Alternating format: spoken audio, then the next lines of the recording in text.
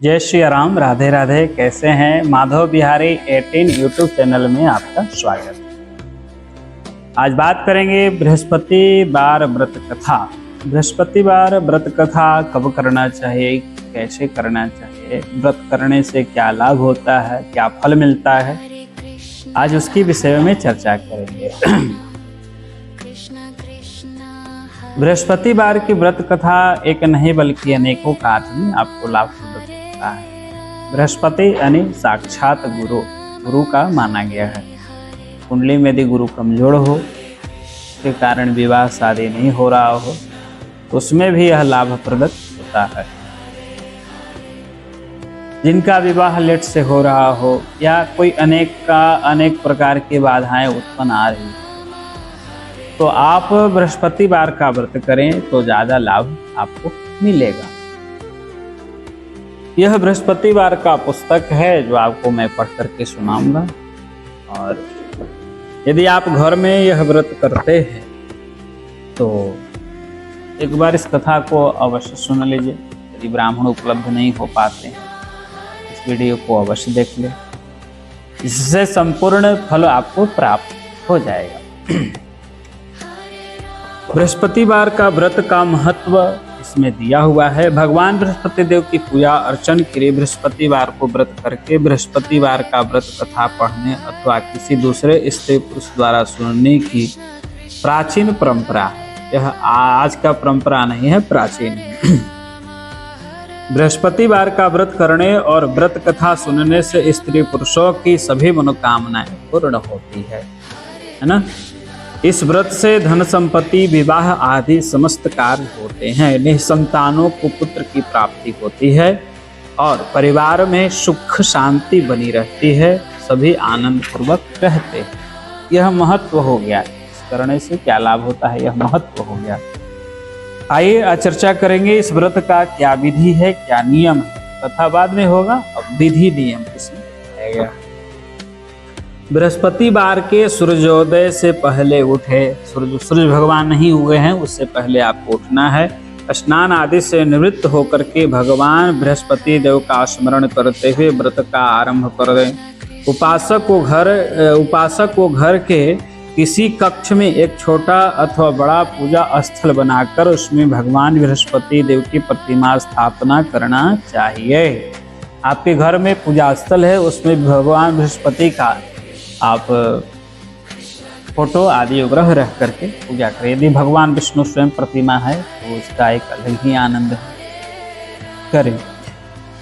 पूजा बृहस्पति देव की प्रतिमा है। घर के समीप किसी मंदिर में जाकर भी भगवान बृहस्पति देव की पूजा की जा सकती है। घर में नहीं बल्कि बाहर भी जाकर के आप कर सकते हैं। भगवान बृहस्पति के पीले रंग के पुष्प और पूजा के पीले रंग की सामग्री विशेष रूप से पसंद है। भगवान विष्णु का जो रंग है पीला है और उनका ज़्यादा से ज़्यादा जो भी पीला पदार्थ है, जैसे गुड़ हो गया, जैसे चना दाल हो गया, पीला पीस हो गया, आदि आदि, ये सब सारा चीज़ आप उपलब्ध कराइए, भगवान को अर्पण कीजिए। इसीलिए स्नान के बाद पीले रंग का वस्त्र धारण करें। उस दिन पीला रंग का वस्त्र धारण करना है। पीले रंग का पुष्प, केले और पीले चंदन से भगवान बृहस्पति का पूजन का विधान है। बृहस्पतिवार के व्रत में उपासक को पूरे दिन में किसी एक ही समय भोजन करना चाहिए। 24 घंटा का व्रत होता है, उसमें आप केवल एक बार अपना विधिवत भोजन करना चाहिए। भोजन में चने की दाल हो, बेसन तथा दूसरे पीले रंग के खाद्य पदार्थों का सेवन करना चाहिए। व्रत करने वाले पुरुष बृहस्पतिवार को दाढ़ी, सिर, बाल आदि उग्रह न कटवाएं, नाखून आदि उग्रह न काटे, साबुन भी न लगाएं। पूजा के समय भगवान बृहस्पति देव से जो मनोकामना प्रकट की जाती है वे उस मनोकामना को पूर्ण करते हैं। इस व्रत में व्रत कथा पढ़ने और श्रवण से विशेष महत्व है।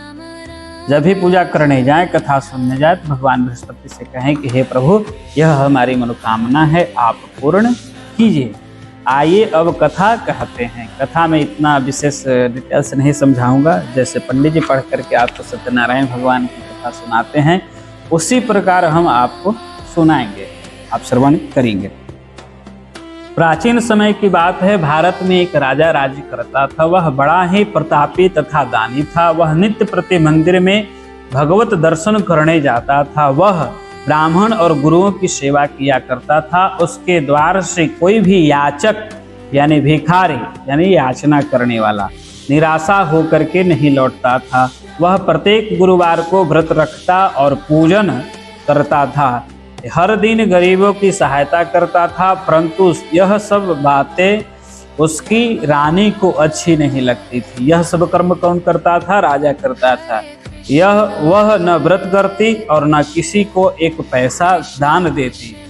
वह राजा से भी ऐसा करने को मना किया करती थी। जो रानी थी राजा को हमेशा मना किया करता था। एक समय की बात है कि राजा शिकार खेलने वन को चले गए।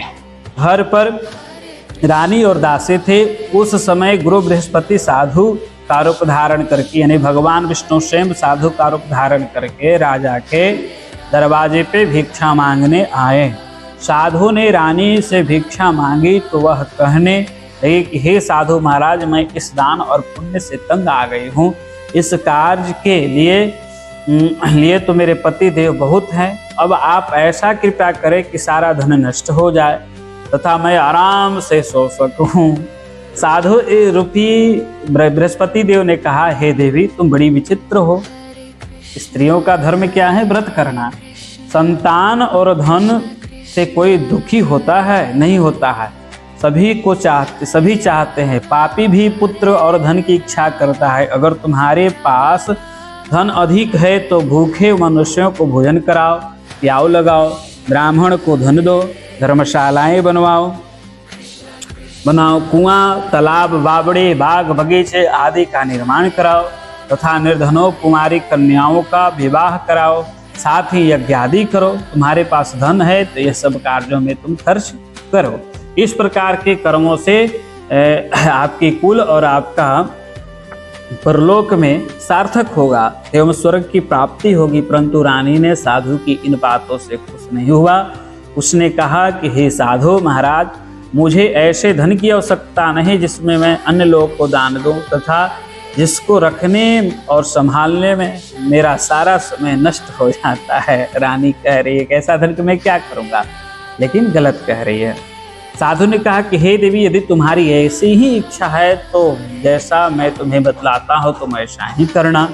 बृहस्पतिवार के दिन घर को गोबर से लिपना, अपने केशों को पीली मिट्टी से धोना, केशों को धोते समय स्नान करना, राजा से कहना कि हजामत बनवा करके आए, भोजन में मांस मदिरा खाना, कपड़ा धोबी के यहाँ धुलवाने के लिए देना। इस दिन नहीं देना चाहिए।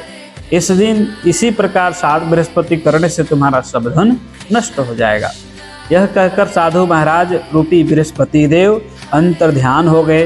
रानी ने भी साधु के कहने के अनुसार 7 बृहस्पतिवार तक ऐसा ही करने का विचार किया। साधु के बताए अनुसार कार्य करते हुए केवल 3 ही बृहस्पतिवार बीते थे कि उसकी समस्त धन संपत्ति नष्ट हो गए। भोजन के लिए दोनों समय परिवार तरसने लगे तथा सांसारिक भोगों से दुखी रहने लगा। तब वह राजा रानी से कहने लगा कि हे रानी, तुम यहाँ पर रहो, मैं दूसरे देश जाता हूँ। अब घर में कुछ रहा नहीं तो राजा कह रहा है, क्योंकि यहाँ पर मुझे सभी मनुष्य जानते हैं, इसीलिए मैं यहाँ कोई कार्य नहीं कर सकता। अब मैं प्रदेश जा रहा हूँ, वहाँ कोई काम धंधा करूँगा, शायद हमारे भाग्य बदल जाए। ऐसा कहकर राजा प्रदेश चला गया। वह वहाँ जंगल में लकड़ी काट कर लाता और शहर में बेचता। इसी तरह जीवन व्यतीत करने लगा। इधर राजा के बिना रानी और दासियों दुखी रहने लगी। एक दिन भोजन मिलता तो किसी दिन जल पी करके ही रह जाती। एक समय रानी और दासियों को 7 दिन बिना भोजन के व्यतीत करना पड़ा। कितना? 7 दिन। तो रानी ने अपनी दासी से कहा कि हे दासी, यहाँ पास के ही नगर में मेरी बहन है, बगल में मेरी बहन, नगर में बहन की शादी हुई है, वह बड़ी ही धनवान है, तू उसके पास जा, वहां से 5 सेर बेझर यानी कोई अन्न लेकर के आओ, जिससे कुछ समय के लिए गुजर हो जाए। दासी रानी की बहन के पास गई। रानी की बहन उस समय पूजा कर रही थी। बृहस्पतिवार का दिन था। दासी ने रानी की बहन से कहा कि हे रानी, आपकी बहन हमें भेजा है, मुझे 5 सेर बेझर दे दो। दासी ने यह बात अनेक बार कही, परंतु रानी की बहन ने कोई उत्तर नहीं दिया, क्योंकि वह उस समय बृहस्पतिवार की कथा सुन रही थी। जब दासी को रानी की बहन का कोई उत्तर नहीं मिला, वह बहुत दुखी हुई और उसे क्रोध भी आ गया। वह लौट कर रानी से बोली, हे रानी, आपकी बहन बहुत धनी है, स्त्री है, वह छोटे लोगों से बात नहीं करती। मैंने उससे कहा तो उसने कोई उत्तर नहीं दिया, मैं वापस चली आई। रानी बोली कि हे दासी, इसमें उसका कोई दोष नहीं है। जब बुरे दिन आते हैं तब कोई सहारा नहीं देता, अच्छे बुरे का पता विपत्ति में ही लगता। जो ईश्वर की इच्छा होगी वही होगा, यह सब हमारे भाग्य का दोष है। रानी अब कह रही है, किससे? दासी से। यह सब क्या है? दोष है। उधर रानी की बहन ने सोचा कि मेरी बहन की दासी आई थी, परंतु मैं उससे नहीं बोला, इससे वह बहुत दुखी हुई होगी। अतः कथा सुन और विष्णु भगवान का पूजन समाप्त कर वह अपनी बहन के घर आई और कहने लगी कि हे बहन, मैं बृहस्पतिवार का व्रत कर रही हूँ। तुम्हारी दासी हमारे घर गई थी, परंतु जब तक कथा होती तब तक वह हम लोग न उठते और न किसी से बोलते हैं, इसीलिए मैं नहीं बोला। कहो दासी क्यों गए थे? रानी बोली कि बहन, हमारे घर अनाज नहीं था, वैसे तुमसे कोई बात छिपी नहीं है, इसी कारण मैंने दासी को तुम्हारे पास 5 सेर बेझर लाने के लिए भेजा था। रानी अपनी बहन से बोल रही है। रानी की बहन बोली, बहन देखो, बृहस्पति भगवान सबकी मनोकामना पूर्ण करती है। उसकी बहन बता रही है, करते हैं। देखो, शायद तुम्हारे घर में अनाज रखा हो। यह सुनकर दासी घर के अंदर गई तो वहाँ उसे बड़ा घड़ा बेझर से भरा मिला। उसे बड़ी हैरानी हुई, क्योंकि उसने एक बर्तन देख लिया था उसकी दासी। उसने बाहर आकर रानी को बताया। दासी अपनी रानी से कहने लगी, हे रानी, देखो, वैसे हमको जब अन्न नहीं मिलता तो हम रोज ही व्रत करते हैं। अगर इनसे व्रत की विधि और कथा पूछ ली जाए तो हम भी किया करेंगे। अब दासी रानी से कह रही है, इनसे पूछने के बाद हमें इतना चीज प्राप्त हुआ तो व्रत का विधि जान लेंगे तो हमें हर चीज प्राप्त हो जाएगा। दासी के कहने पर रानी ने अपनी बहन से बृहस्पतिवार का व्रत के बारे में पूछा। उसकी बहन ने बताया कि हे रानी बहन, बृहस्पतिवार को सूर्योदय से पूर्व उठकर स्नान करके बृहस्पतिवार का व्रत करना चाहिए, लेकिन उस दिन सिर नहीं धोना चाहिए। बृहस्पतिवार के व्रत में चने की दाल, मुनक्का से विष्णु भगवान के केले के वृक्ष की जड़ में पूजन करके तथा दीपक जलाए। उस दिन एक ही समय भोजन करे, भोजन पीले खाद्य पदार्थ का करे तथा कथा सुने। इस प्रकार करने से गुरु भगवान प्रसन्न होते हैं, अन्न पुत्र धन देते हैं, मनोकामनाएं पूर्ण करते हैं, विवाह आदि हो जाता है। व्रत और पूजन विधि बतलाकर रानी की बहन अपने घर लौट गई। इतना बतलाने के बाद लौट गई। रानी और दासी दोनों ही निश्चय किया कि बृहस्पति देव भगवान का पूजन जरूर करेंगे। 7 दिन बाद जब बृहस्पतिवार का आया तो उन्होंने व्रत रखा। घुड़साल में जाकर चना और गुड़ बीन लाए, उसकी दाल से केले की जड़ तथा विष्णु भगवान का पूजन किया। अब भोजन पीला कहाँ से लाए? दोनों बड़े दुखी हुए, परंतु उन्होंने व्रत किया था, इस कारण बृहस्पति भगवान प्रसन्न थे। एक साधारण व्यक्ति का रूप धारण करके वे 2 थाली लाए, सुंदर पीले भोजन लेकर आए और दासी को देकर बोले, हे दासी, यह भोजन तुम्हारे और रानी के लिए है, तुम दोनों करना। दासी भोजन पाकर बड़ी प्रसन्न हुई। रानी बोली, रानी जी भोजन कर लो। रानी को भोजन आने के बारे में कुछ पता नहीं था, इसलिए वह दासी से बोली, जा तू ही भोजन कर, क्योंकि तू हमारी व्यर्थ की हंसी उड़ाती रहती है। रानी कह रही है। दासी बोली कि एक व्यक्ति भोजन दे गया है, रानी के कहने पर वह भोजन तेरे लिए दे गया होगा, तू ही भोजन कर। दासी ने कहा, वह व्यक्ति हम दोनों के लिए 2 थालों में भोजन दे गया है, इसीलिए मैं और आप दोनों एक साथ भोजन करेंगे। दोनों ने गुरु भगवान का नमस्कार करके भोजन प्रारंभ किया। उसके बाद से वे प्रत्येक बृहस्पतिवार को गुरु भगवान का व्रत और पूजन करने लगी। बृहस्पति भगवान की कृपा से उसके पास धन हो गया, परंतु रानी फिर पहले की तरह आलस्य करने लगी। तब दासी बोली कि देखो रानी, तुम पहले भी इसी प्रकार आलस्य करते थे। तुम्हें धन की रखने में कष्ट होता था, इस कारण सभी धन नष्ट हो गया। अब गुरु भगवान की कृपा से धन मिला है, तुम्हें आलस्य हो रहा है। बड़ी मुसीबतों के बाद हमने यह धन पाया है, इसीलिए हमें दान पुण्य करना चाहिए। तुम भूखे मनुष्यों की भोजन कराओ, प्याऊ लगाओ, ब्राह्मणों को दान दो, कुआं, तालाब, बावड़ी आदि का निर्माण कराओ, मंदिर पटशाला बनाकर दान दो, कुमारी कन्याओं को विवाह कराओ, धन को शुभ कार्यों में खर्च करो, जिससे तुम्हारे कुल का यश बढ़े तथा स्वर्ग प्राप्त हो, पितृ प्रसन्न हो। दासी की बात सुनकर रानी ने इसी प्रकार कर्म करना प्रारंभ किए, जिससे उसकी काफी यश फैलने लगा। एक दिन रानी दासी आपस में विचार करने लगे कि न जाने राजा किस दशा में होंगे। इतना करने के बाद अब रानी को राजा को याद आने लगा। उसकी कोई खोज खबर नहीं है। गुरु भगवान से उन्होंने प्रार्थना की और भगवान ने रात्रि में राजा को स्वप्न दिखाया। इधर भगवान की कृपा से रात्रि में स्वप्न दिखाया। हे राजन, उठ, तेरी रानी तुझको याद करती है, अब अपने देश को लौट जाओ। राजा प्रातः काल उठकर जंगल से लकड़ियां काट कर लाने के लिए जंगल की ओर चल पड़ा। जंगल से गुजरते हुए वह सोचने लगा कि रानी की गलती से उसे कितने दुख भोगने पड़े। राजपाट छोड़कर उसे जंगल में आकर रहना पड़ा।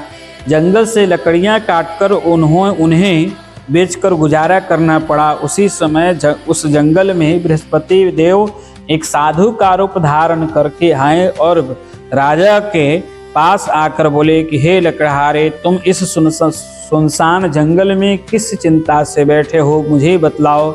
यह सुनकर के राजा के नेत्रों में जल भर आए।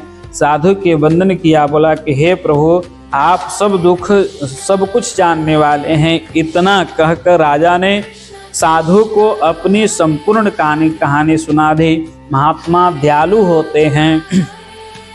वे राजा से बोले कि हे राजन, तुम्हारी पत्नी ने बृहस्पति देव की प्रति अपराध किया था, जिसके कारण तुम्हारी यह दशा हुई है। अब तुम किसी प्रकार की चिंता मत करो, भगवान तुम्हें पहले से अधिक धन देंगे। देखो, तुम्हारी पत्नी ने बृहस्पतिवार का व्रत प्रारंभ कर दिया है। अब तुम भी बृहस्पति का व्रत करके चने की दाल गुड़ जल के लोटे में डालकर केले का पूजन करो, फिर कथा कहो या सुनो। भगवान तुम्हारे सब मनोकामना को पूर्ण करेंगे। साधु को प्रसन्न देखकर राजा बोले कि हे प्रभु, मुझे लकड़ी बेचकर इतना पैसा भी नहीं बचता जिससे भोजन करने के उपरांत कुछ बचा सको। मैं रात्रि में अपनी रानी को व्याकुल देखा है। मेरे पास कोई साधन नहीं है जिससे समाचार जान सकूं। फिर मैं बृहस्पति देव की क्या कहानी कहूं, मुझको तो कुछ भी मालूम नहीं है। साधु ने कहा कि हे राजन, तुम किसी बात की चिंता मत करो। बृहस्पतिवार के दिन तुम रोजाना की तरह लकड़ियां लेकर शहर में जाओ। तुम्हें रोज से दुगना धन प्राप्त होगा, जिससे तुम भली भांति भोजन कर लोगे तथा बृहस्पति देव की पूजा कर समान हो जाओगे। बृहस्पतिवार की कथा इस प्रकार है। यह कथा का घटनाक्रम है और बृहस्पतिवार की कथा क्या है वह सब श्रवण करेंगे। प्राचीन काल में एक बहुत ही निर्धन ब्राह्मण था। उसकी कोई संतान नहीं था। वह नित्य पूजा पाठ किया करता था, परंतु उसकी स्त्री बहुत मलिनता के साथ रहती थी। वह न स्नान करती, न किसी देवता का पूजन करती। प्रातः काल उठते ही सर्वप्रथम वह क्या करती, भोजने करती। बाद में कोई अन्य कार्य करती। ब्राह्मण देवता बहुत दुखी रहते थे। पत्नी को बहुत समझाते, किंतु उसका कोई परिणाम नहीं निकलता। भगवान की कृपा से ब्राह्मण की स्त्री को कन्या उत्पन्न हुआ। वह कन्या अपने पिता के घर बड़ी होने लगी। वह बालिका प्रातः काल स्नान करके भगवान विष्णु का जप करती। वह बचपन में बृहस्पतिवार का व्रत भी करने लगी। पूजा पाठ समाप्त कर स्कूल जाती तो अपनी मुट्ठी में जौ भर कर ले जाती और पाठशाला जाने के मार्ग में डालती जाती। वही जौ स्वर्ण हो जाते तो लौटते समय उसको बीन कर घर ले आती। एक दिन वह बालिका सूप में उन सोने के जौ को फटक कर साफ कर रही थी। तभी उसकी माँ ने देख लिया। कहा कि हे बेटी, सोने की जौ को फटकने के लिए सोने का सूप होना चाहिए।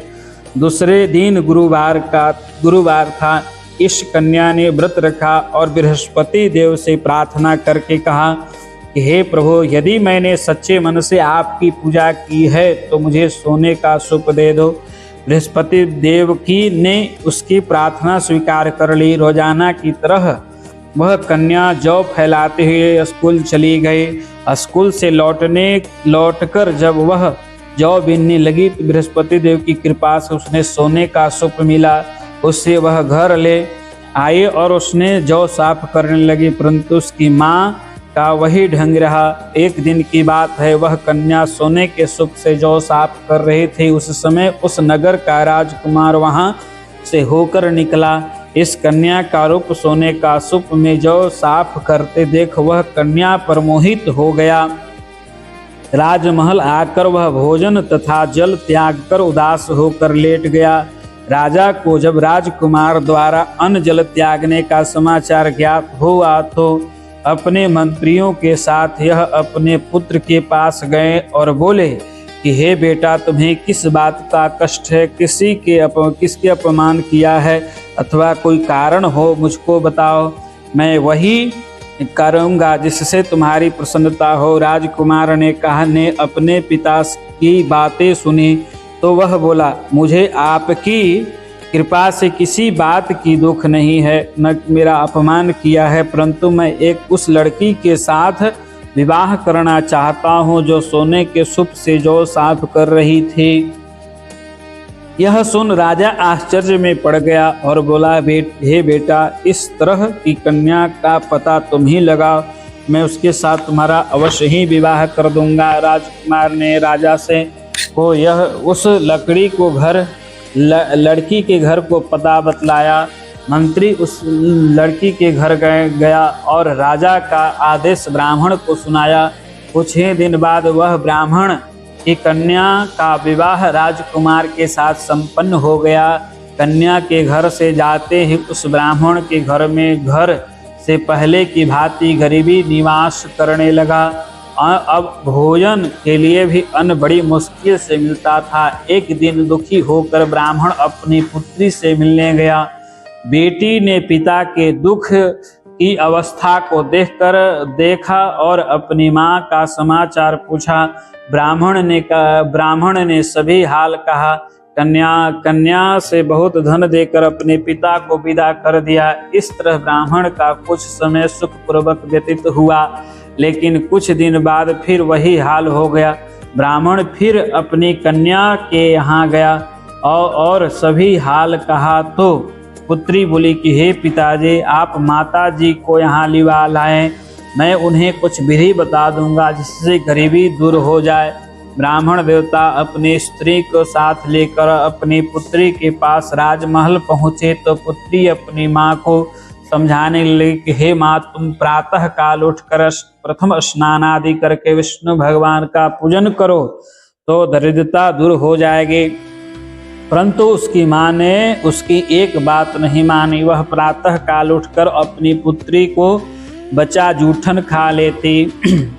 एक दिन उसकी पुत्री को बहुत गुस्सा आया। उसने एक रात एक कोठरी में सारा सामान निकाल दिया और अपनी माँ को उसे बंद कर दिया। प्रातः उसमें से निकाला तथा स्नान आदि करा करके पूजा पाठ करवाया तो उसकी माँ का बुद्धि ठीक हो गया। उसके बाद वह नियम से पूजा पाठ करते और प्रत्येक बृहस्पतिवार को व्रत रखने लगी। इस व्रत के प्रभाव से उसकी माँ भी बहुत धनवान हो गई। बृहस्पति देवता के प्रभाव से स्वर्ग को गए। वह ब्राह्मण भी सुखी पूर्वक इस लोक में सुख भोग कर स्वर्ग को प्राप्त हुआ। इस तरह कहानी कहकर साधु देवता वहां से लोप हो गए। धीरे धीरे समय व्यतीत होने पर फिर बृहस्पतिवार का दिन आया। राजा जंगल से लकड़ी काट कर फिर शहर बेचने गया। उसे उस दिन दोनों दिन से अधिक मिला। राजा ने चना गुड़ आदि ला करके बृहस्पतिवार का व्रत किया। उस दिन उसको सभी क्लेश दूर हुआ। परंतु जब अगला गुरुवार का दिन आया तो बृहस्पतिवार का व्रत करना भूल गया। इस कारण बृहस्पति भगवान नाराज हो गए। उस दिन उस नगर के राजा ने विशाल यज्ञ का आयोजन किया था तथा अपने समस्त राज्य में घोषणा करा दिया, कोई भी मनुष्य अपने घर में भोजन न बनाए तथा आग भी चूल्हा भी न जलाए। समस्त लोग मेरे यहाँ भोजन करने आए। इस आज्ञा को जो न मानेगा उसको फांसी दे दिया जाएगा, इसकी सजा दे दी जाएगी। राजा की आज्ञा अनुसार राज्य के सभी वासी राजा के यहाँ भोज में सम्मिलित हुए, लेकिन लकड़हारा कुछ देर से पहुंचा, इसलिए राजा उसको अपने साथ महल ले गया। जब राजा लकड़हारे को भोजन करा रहे थे तो रानी की दृष्टि उस खूंटी पर पड़ी जिस पर उसका हार लटका हुआ था। उसे हार खूंटी पर लटका दिखा नहीं दिया। रानी को निश्चय हो गया कि मेरा हार इसी लकड़हारे ने चुराया है। उसी समय सैनिक को बुलाकर उसको जेल में डलवा दिया। जब लकड़हारे जेल खाने में ले गए तो बहुत दुखित होकर विचार करने लगा, न जाने कौन सा पूर्व जन्म में कर्म मुझे यह दुख प्राप्त हुआ है। और उसी साधु को याद करने लगे जो जंगल में मिला था। तत्काल बृहस्पति देव साधु के रूप प्रकट हो गए और उसी दशा को देखकर कहने लगे कि अरे मूर्ख, तूने बृहस्पति देवता की कथा नहीं कही है, इसी कारण तुझे दुख प्राप्त हो रहा है। अब चिंता मत कर, बृहस्पतिवार के दिन जेल खाने के दरवाजे पे 4 पैसे पड़े मिलेंगे, उनसे तुम बृहस्पति देव का पूजा करना तो तेरे सभी कष्ट दूर हो जाएंगे। अगले बृहस्पतिवार को से जेल के द्वार पे 4 पैसे मिले। राजा ने पूजा का सामान मंगवा कर कथा कही और प्रसाद बांटा। उसी रात्रि में बृहस्पति देव ने उस नगर के राजा को स्वप्न में कहा कि हे राजन, तुमने जिस आदमी को जेल खाने में बंद कर दिया है वह निर्दोष है, वह राजा है, उसे छोड़ दो। रानी का हार उसी खूंटी पे लटका हुआ है। अगर तू ऐसा नहीं करेगा तो तेरा राजधन सब नष्ट हो जाएगा। राजा प्रातः काल उठा और खूंटी पर हार टंगा देखा। लकड़हारे को बुलाकर क्षमा मांगी तथा राजा के योग्य सुंदर वस्त्राभूषण भेंट देकर उसको विदा किया। गुरुदेव की आज्ञा अनुसार राजा अपने नगर को चल दिया। राजा जब नगर के निकट पहुंचा तो उसे बड़ा ही आश्चर्य हुआ। नगर में पहले से बहुत अधिक बाग, तालाब, कुएं तथा बहुत सारे धर्मशालाएं, मंदिर बने हुए थे। राजा ने पूछा कि यह किसका बाग है और धर्मशाला है। तब नगर के सब लोग कहने लगे कि यह सब रानी और दासी द्वारा बनाया गया है। राजा को आश्चर्य हुआ और गुस्सा भी आया। जब रानी ने खबर सुनी कि राजा आ रहे हैं तो उसने अपनी दासी से कहा कि हे दासी, देख राजा हमको कितने बुरी हालत में छोड़ गए थे, वह हमारी ऐसी हालत देखकर लौट न जाए, इसलिए तो दरवाजे पर खड़ी हो जा। रानी की आज्ञा अनुसार दासी दरवाजे पर खड़ी हो गई। तब राजा आए तो उन्हें अपने साथ महल लाए। तब राजा ने क्रोध करके अपनी तलवार निकाली और पूछने लगा, बताओ यह धन तुम्हें कैसे प्राप्त हुआ। तब रानी ने बतलाया कि हमें यह सब धन बृहस्पति देव के व्रत के प्रभाव से प्राप्त हुआ है।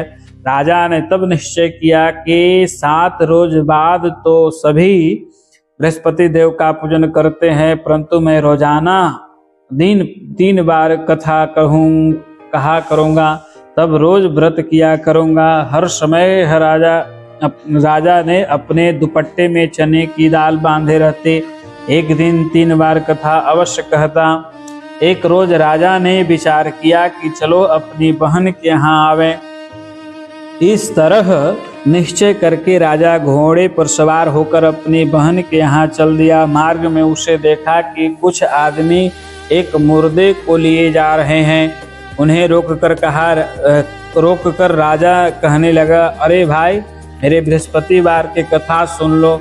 वे बोले, लो, हमारा तो आदमी मर गया है, इसको अपनी कथा को पढ़ी है। परंतु कुछ आदमी बोला, अच्छा कहो, हम तुम्हारी कथा भी सुनेंगे। राजा ने दाल निकाली और कथा कहना शुरू कर दी। अब कथा आधी हुई तो मुर्दा हिलने लगा और जब कथा समाप्त हुआ तो राम राम करते हुए वह मुर्दा खड़ा हो गया। राजा आगे बढ़ा, उसने चलते चलते शाम हो गया। आगे मार्ग में उसे किसान खेत में हल चलाता मिला। राजा उससे बोला, अरे भाई, तुम मेरी बृहस्पतिवार की कथा सुन लो। किसान बोला, जब तक मैं तेरी कथा सुनूंगा तब तक 4 हरैया जोत लूंगा, या अपनी कथा किसी और को सुनाना। राजा आगे चलने लगा। राजा के हटते ही बैल पछाड़ खा करके गिर गया। तब किसान के पेट में बहुत जोर दर्द होने लगा। उसी समय किसान की पत्नी रोटी लेकर के आई। उसने जब यह देखा कि अपने पुत्र से यह सब हाल पूछा, बेटे ने सभी हाल बता दिया। बुढ़िया दौड़ी दौड़ी उस घुड़सवार के पास गया। उसने बोला कि मैं तेरी कथा सुनूंगा, तू अपनी कथा मेरे खेत पे चल करके कहना। राजा ने लौट करके बुढ़िया के खेत पर जा करके कथा कही, जिसके सुनते ही बैल खड़े हो गए तथा किसान के पेट में दर्द भी बंद हो गया। राजा अपनी बहन के घर पहुंच गया। बहन ने भाई की खूब मेहमानी की। दूसरे रोज प्रातः काल राजा जगा तो यह देखने लगा कि यह सब लोग भोजन कर रहे हैं। राजा ने अपनी बहन से जब पूछा कि ऐसा कोई मनुष्य नहीं है जिससे भोजन किया हो, जो मेरी बृहस्पतिवार की कथा सुन ले। तो बहन बोली, हे भैया, यह देश ऐसा है कि पहले यहाँ लोग भोजन करते हैं, बाद में अन्य काम करते हैं। अगर पड़ोस में कोई हो तो देख कर के आओ। ऐसा कहकर बहन देखने चली गई, परंतु उसे कोई ऐसा व्यक्ति नहीं मिला जिससे भोजन न किया हो। वह एक कुम्हार के घर गई जिसका लड़का बीमार था। उसे मालूम हुआ कि उसके यहाँ 3 दिन से किसी ने भोजन नहीं किया है। रानी ने अपने भाई की कथा सुनने को कुम्हार से कहा। वह तैयार हो गया। राजा ने जाकर बृहस्पतिवार की कथा कही, जिससे सुनकर वह लड़का ठीक हो गया। अब तो राजा की प्रशंसा होने लगी। एक दिन राजा ने अपनी बहन से कहा कि हे बहन, और मैं अपने घर जाऊंगा, तुम भी तैयार हो जाओ। राजा की बहन ने अपनी सास से अपने बड़े भाई के साथ जाने की आज्ञा मांगी। सास बोली, चली जा, परंतु अपने लड़कों को मत ले जाना, क्योंकि तेरे भाई को कोई संतान नहीं होती है। बहन ने अपने भाई से कहा, हे भैया, मैं तो चलूंगी, परंतु मेरे कोई बालक नहीं जाएगा। राजा ने कहा कि जब कोई बालक नहीं चलेगा तो तुम जाकर के क्या करोगी।